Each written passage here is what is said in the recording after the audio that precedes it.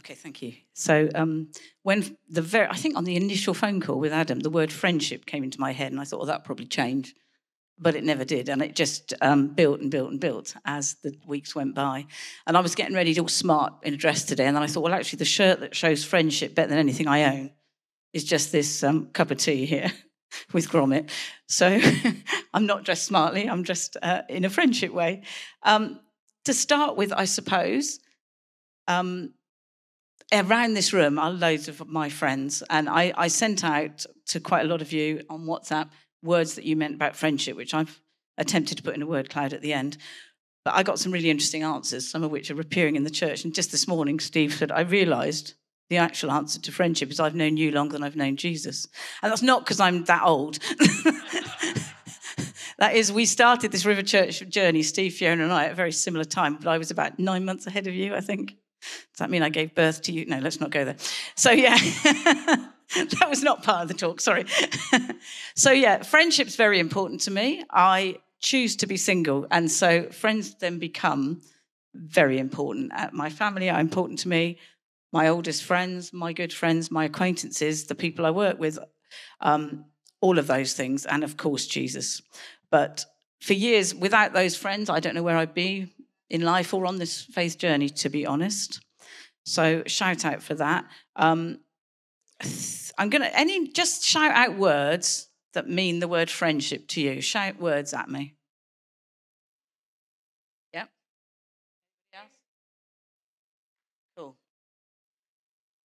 Yeah. Just friends, friendship. Life. Oh, that was good. Life. Depth. See, these words aren't on my word cloud. These are new words. So the dictionary definition, I have no idea how to use this. What do I press? Middle button. That's easy. Ha! I can do that. So this is your dictionary definition. It turns out that friendship is actually a variable noun with various meanings. I'm sure you all knew that. A relationship between two or more friends, the feelings friends have for each other, a relationship between two countries in which they help and support each other. And in many ways, I thought that third one was probably closer to what we do as friends. Or obviously, we're not countries. But, yeah, I thought that was probably closer to where I was going with this friendship talk. At the very heart of creation, Genesis 1. In the beginning, God created the heavens and the earth. Now, the earth was formless and empty. Darkness was over the surface of the deep, and the Spirit of God was hovering over the waters. Right at the start, the very first verse in the Bible is about friendship. It's about community. Basically, and the world was created with friendship at its heart. The very heart of God's creation was the Trinity, the Father, the Son, and the Holy Spirit. We won't get into the theology of that. But community, family, friendship is where this whole universe started. So it's unavoidable. It's the way God works. God works in fellowship. He works in friendship. He does not work alone. We were created to work together, basically. And the community of the Trinity, in simple words, just friendship at the heart of creation. So then I looked through the Bible at various friendships. There are, right at the beginning, back at the Garden of Eden, it says about Adam and Eve walking with God in friendship in the Garden of Eden. That's how he created us, to be his friends, to be his mates and walk in the garden with him. Obviously, we then kind of got it wrong, got thrown out the Garden of Eden and slightly removed ourselves from that. But God's heart remains absolutely to be in fellowship and friendship with us. And so, yeah, the very first people, Adam and Eve, were chatting and in league with God. Ruth and Naomi, that's a friendship of loyalty and sacrifice. Naomi was the mother-in-law of Ruth, and when Ruth's husband, all her sons died, she told the daughters-in-laws to go, which they did, but Ruth remained and stayed loyal and said, your God is my God, you are my family. And that wasn't her blood family, that was the family Ruth chose to stay with. And the outcome was pretty good, because she married Boaz, became the mother of David, which is the line of Jesus, so it turned out quite well. Daniel, Shadrach, Meshach, and Abednego, they were the the reason I've put that there, without those three, Daniel's faith would have been much more challenged. He stood up for what he believed. He was a dreamer and a visionary. And those three men supported him and helped him along the way to be what he needed to be and to stand up against a lot of opposition. In fact, the three of them, Shadrach, Meshach, and Abednego, actually stood in a fire together. They went to the flames for their faith. As it turned out, there was a fourth friend in the fire with them, and the fire didn't burn them.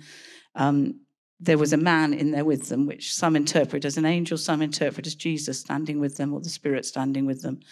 So actually, even at that point of what they chose to go to death together as friends, in fact, they didn't die. It was they were saved by their friend Jesus, or the angel, God.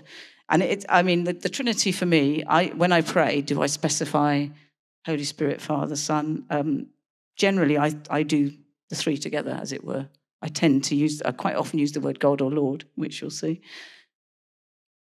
For me, I don't think that, well, they're not. They are not interchangeable. They're absolute, aren't they? So probably the most famous friendship in the Old Testament. Anyone? Oh, I've got it written up there. I was going to say anybody? No, it's pretty obvious. Jonathan and David. Jonathan and David. So Jonathan was the son of the king, Saul, and would have become the next king. That would have been the logic of what was happening there.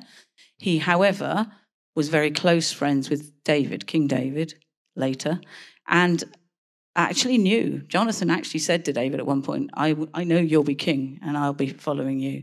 That friendship was close enough that it didn't matter what their roles were or were not. Had they been reversed, I think they would have been in the same support.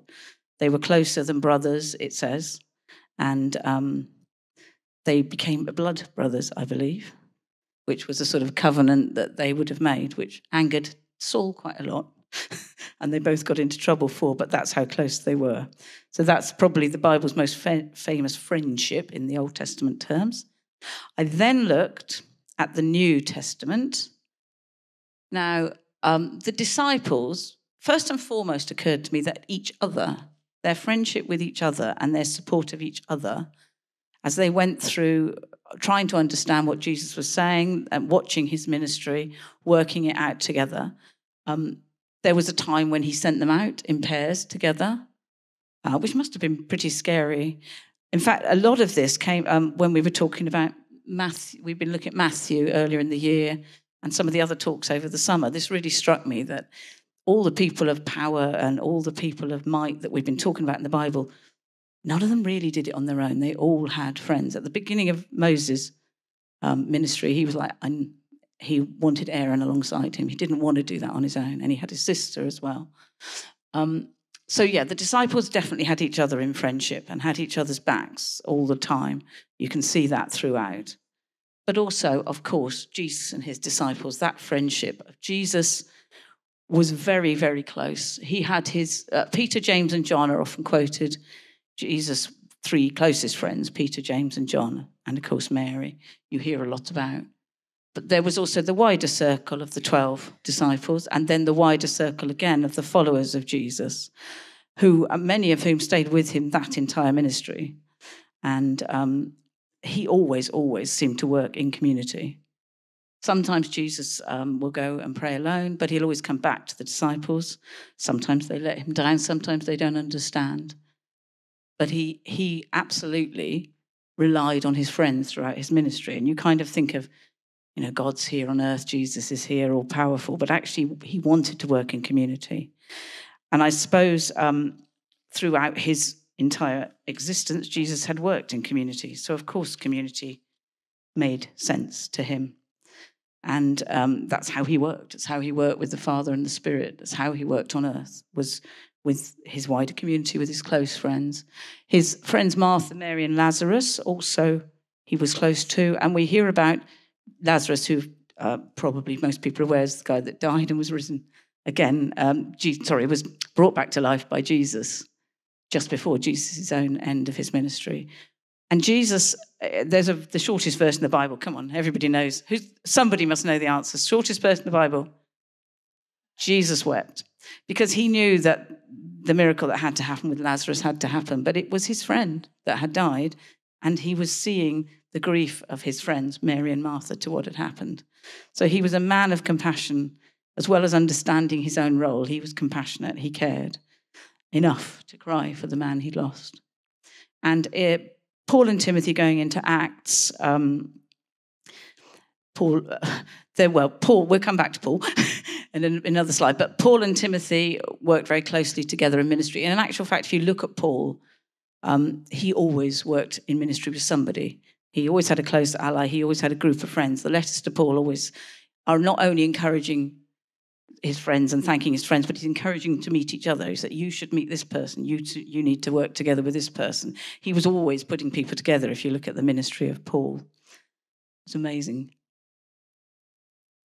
So the study of Matthew, which is kind of where the birth of this talk started, I was listening and realizing how much God worked in friend groups, and Jesus worked that way in the world. And right from the start, right from the very beginning, as soon as he's baptized by John, he goes out and seeks the first disciples. That's the first thing he does after his baptism. Literally goes out and finds the friends to work with him. And then, as I said, he sends them out in pairs. The Last Supper, the last thing Jesus chose to do, knowing what was coming next for him towards the end of his life, was to have community with his friends. The Last Supper, we know, we talk about the bread and the wine, but actually what they did, they ate together, they drank together, it says they sang songs together, they worshipped together, they prayed together. He wanted that last time together to be a proper time of friendship and community with his mates. And then at the end of Matthew, what's called the Great Commission, where Jesus sets down his plan when he's due to go back to heaven for how his entire legacy and the power that he is and everything that he's done on earth will be forever kept. Now, did he do that by writing down with the scribes of the day? Did he do that in a big public way? No. What did he do? He told a few friends. He told a few friends to tell his story to a few of their friends, to a few of their friends, to a few of their friends. And 2,000 years later, that is still the same way Jesus tells us to talk about him. Tell your friends. Bring your friends to church. Tell your friends, looking at you, bringing people with you there, Paris. Bring people with you. Bring your friends along. That's still how we do it. And a lot of us, I think, when you're very first come to church and people say, what's different about you? Why are you so excited? What's going on? And you tell your friends. You tell your friends, and they hopefully will come to understand it too. So he left this very shaky plan in our hands for each of us to tell each other, to tell our friends about him, and to keep that going. And yes, of course, there are examples of people who, are forced to be alone with their faith. Like, is it Terry Waite, the guy that was a hostage for many years? Yeah, he was alone in his faith, and it sustained him. But I'm pretty sure when he got out, he was glad to get together again with his friends and his Christian friends. So the next one, when I was, teenage, I think, a long time ago, there was a man at my local church, called Reverend Hughes, Andrew Hughes, I believe was his name. And he did a little talk, like sermon, as it would have been, a little 10-minute sermon. And I don't remember the rest of it, but I clearly remember this picture he gave of a blazing fire. And he said, if a coal falls out of the fire, it will stay warm for a while on its own. But if you put it back in the fire, it'll heat up again, it'll fire up again. And he was likening that to, as a Christian, if we stand alone and we fall away from the fellowship and the friendships, it's harder to keep that flame going. And as soon as you put it back in, which like wildfires that many of you have been to this weekend, that fire starts again. That fire starts again. And one of the answers, people talking about friendship, Karen was saying about, it's like a bunch of flowers. They're beautiful on their own, but how beautiful are they when they're all together? It's the same kind of thing. And I was thinking, what keeps us in church? Obviously, apart from the obvious, which is God and Jesus and the Holy Spirit, it's our friends. It's the relationships that we build within the church. What keeps us coming back? And it's very, very well documented and well known that younger people will fall away from church without those relationships. If you build those relationships and those friendships, particularly as the teenage years, that is what keeps you. coming back to church. That is what keeps you turning up week after week. And I help with a youth club at Boyne Hill Baptist Church, Westborough Road. And it's really interesting what goes on there. Majority of people coming are not Christians, some are. But there's a real acceptance outside of sort of school where you're stuck together because you're all one age or the same age or whatever, same subjects. They really respect each other. They're sort of 11 till, well, we say 18, but they keep coming back. So they're over 18, a lot of them. And there's a real connection there, regardless of background, regardless of who you are or what school you go to, and across kind of the whole of the intelligence field. It doesn't matter. Everybody's accepted. And that's a really nice picture, which is kind of why I put those are not obviously those kids, but there's something about that, respecting each other's differences. And sometimes friendships can be quite frustrating and quite hard, let's be honest. And so here I am doing this talk. And Rachel O'Denier's answer to my WhatsApp question about friendship was, friendship is strong but can equally be fragile. So that fragility, I mean, what if you're listening to me thinking, none of this relates. I don't have those sort of close friendships. I don't feel I belong. I feel that everybody else has something different than I've got. What about when it goes wrong, when you lose those friendships? What about that? And of course, it goes wrong sometimes. So very famously, Paul and Barnabas started working together and had an amazing, powerful ministry together, planting churches all over the area. And then that friendship fell apart because, if I got this right, I think Barnabas wanted to work with Mark and Paul didn't, I believe. So they argued over another, is that right? Somebody's nodding, thank you. They argued over another friend, basically. And Paul didn't feel that was right, Barnabas did. And in the end, what happened was, that's where Paul ended up with Timothy, travelling with Timothy. And Barnabas continued to travel with Mark. They both had an amazing ministry. God was still blessing both of them. And sometimes I think friendships are for a season. And sometimes, if you look at what Paul did with Timothy, they went on to even more amazing things. So God had his hand on that. Whether it went wrong and then God blessed them anyway, or whether that was God's plan, I have no idea. But God still managed to overcome all of that, and it was fine. And they managed to work together or work separately on amazing missions. So sometimes there are seasons for friendships, and sometimes it hurts when friendships disappear. You're like, why? What did I do wrong? What did they do wrong? Probably nothing. Probably nothing. We all go through seasons. If we kept every single, if you would look at Facebook and the kind of fakeness of online friends, but actually, if you kept every single Facebook friend you'd ever have, you'd get a bit overwhelmed on Facebook, no doubt. There are a few people you interact more often with. And that's fine. It's fine. You can't keep up with everybody always. God will give you the right people in the right season, I think. That being said, there are friends we all have for life and have always had. Bad advice, there's a good example of that in the Bible with poor old Job and his friends giving him awful advice about it's all his fault and God was cursing him and it was all his problem. And sometimes it's about knowing what is the truth and what is right. Job knew that wasn't right. He knew that his friends were giving him the wrong advice. He didn't believe what they were saying was right. He knew that he was still honouring God in his heart and mind. And, of course, that was true. That came out right. Isolation. Sometimes it can feel very, very lonely in a crowd, can't it? I remember when things were quite difficult for me, quite dark for me, many, many years ago, I would turn up late at church and leave early. So I still wanted the worship, still wanted God, but I couldn't handle all the people. And now that was entirely my problem. A few people would seek me out. My close friends would sort of come and see me, even though the worship was going on. Didn't always work. And funnily enough, the teenagers were really good. My kids' teenage friends were excellent at coming up and seeking and chatting. So it was an interesting time for me, and that was entirely me and entirely my choice. But you can end up, well, there's nothing more lonely than a big crowd in a sense. Church can be quite a lonely place if you don't feel that you're connecting to people sometimes. And it can actually be a very easy place to come in and out and not get noticed.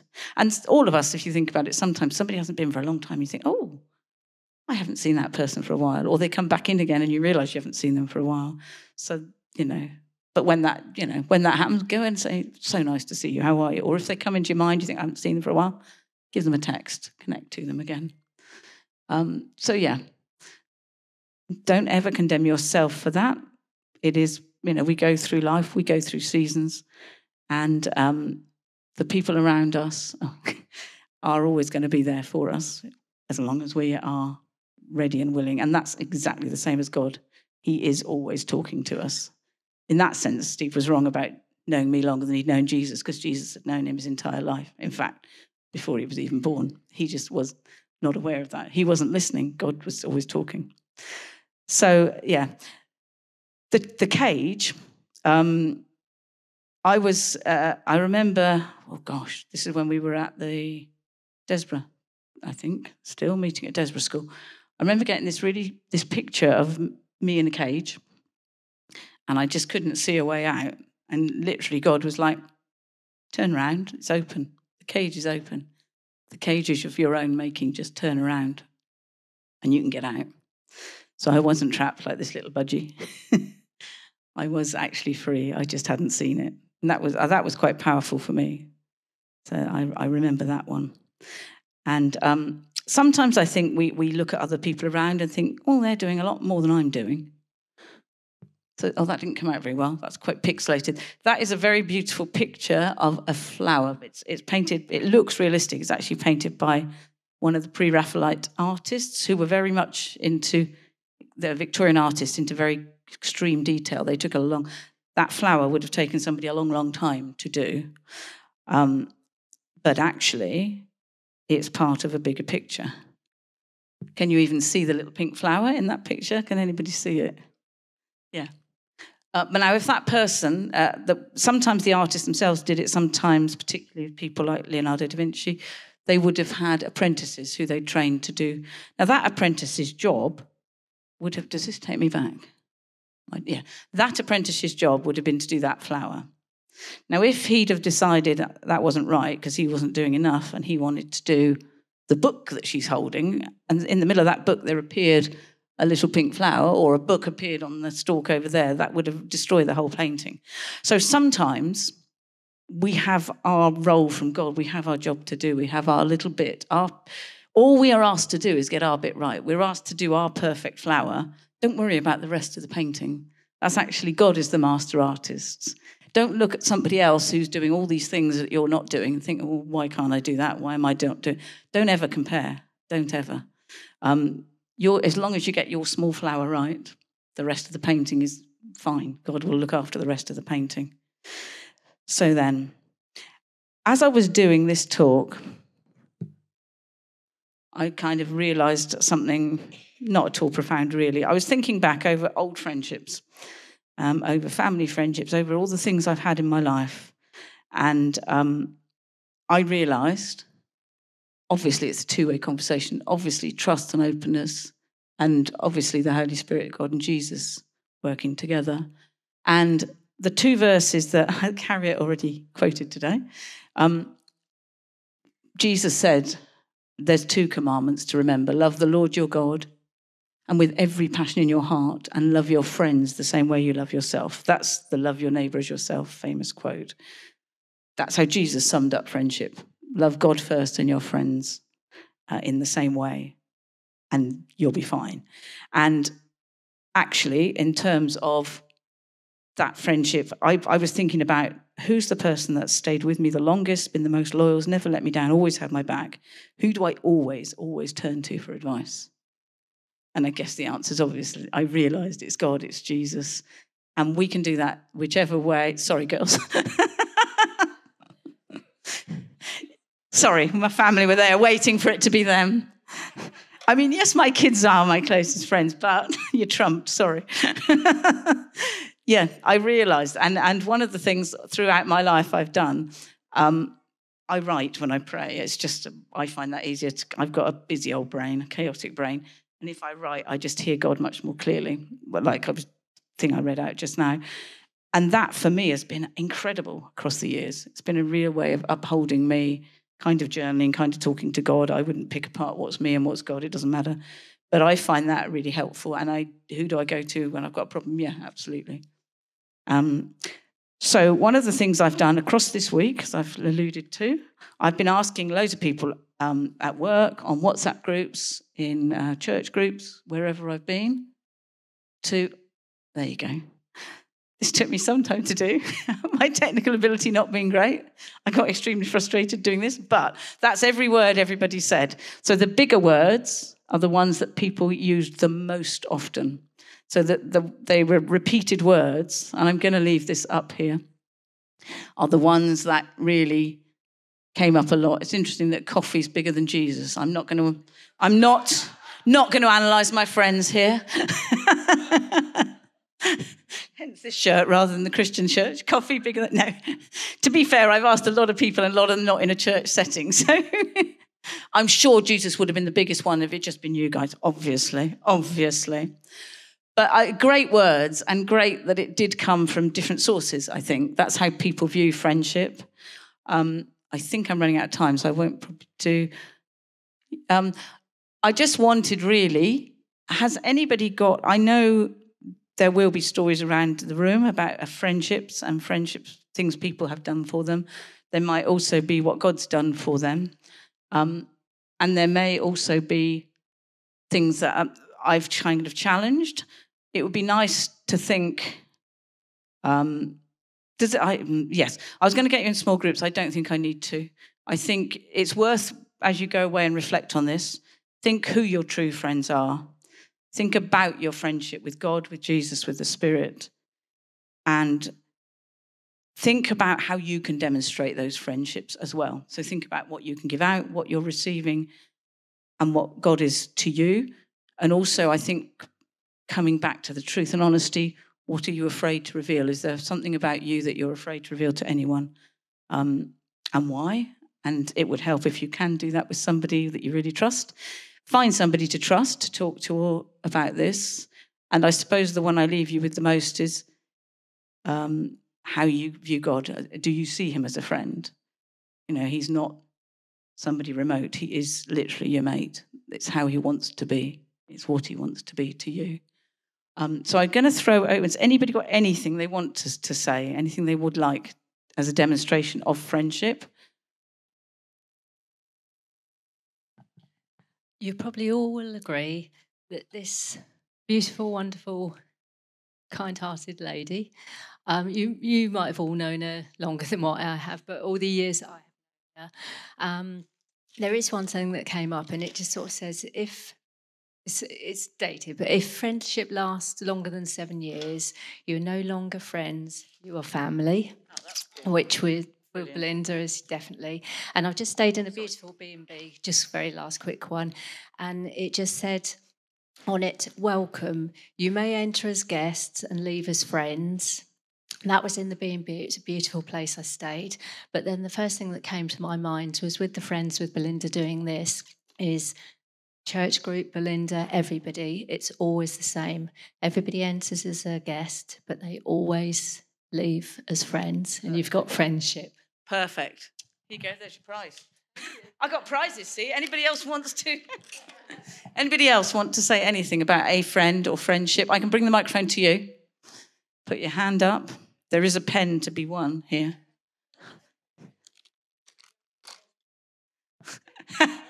My strange group of cosplay friends.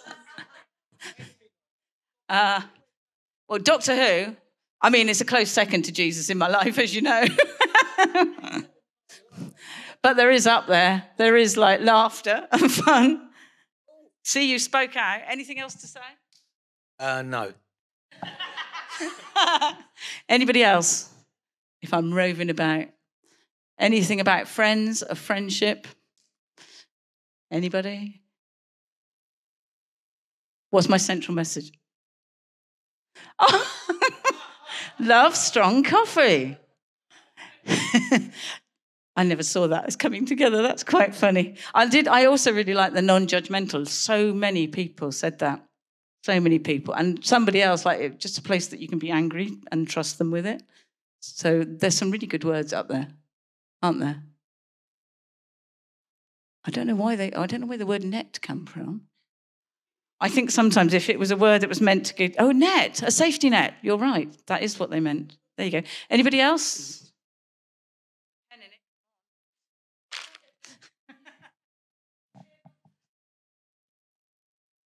Well, I wanted to speak about a friendship that I made at Wildfires. I actually made two really new good friends, which is Jess and Dante, and we met at Wildfires. And it was really nice to connect with, as I said, I was speaking about earlier, young adults and, starting to create a community. And as we were speaking together, one night we stayed up till like 3 a.m. and we were just talking about God and our struggles and stuff that we've been through, and just being able to relate as young adults, because it's different, because we don't have any kids or anything, not any sort of responsibilities. And we were just talking about how hard it is navigating your way through life, especially when a lot of our friends and stuff don't come from faith, and especially if you're new to faith. And they were opening up to me about their struggles with coming to church, and I was talking about mine. It was just really nice that we were all able to come together and build that friendship and build that bond. And both of them, I'm so glad, have come to church today and they're here, which is something I'm so glad you guys came. And it's just really amazing, and I'm really, really grateful to have. I'm really excited to see this prosper. So yeah. I think that deserves 3 pens. You better stick one. Find one each. Come on. Take it. You can take them all. Amazing. And actually, there's a very good point there, Paris, that you made. As Christians, a lot of our friends who are not Christian, look what we have that they don't. Look what we have, guys. It's amazing. So really keep those strong, those friendships outside of the church as well. Seek to do that. That's really important. It's a good point. Anybody else? No, I'll keep my pens. So thank you very much. And thank you to all my friends for listening. And on Zoom.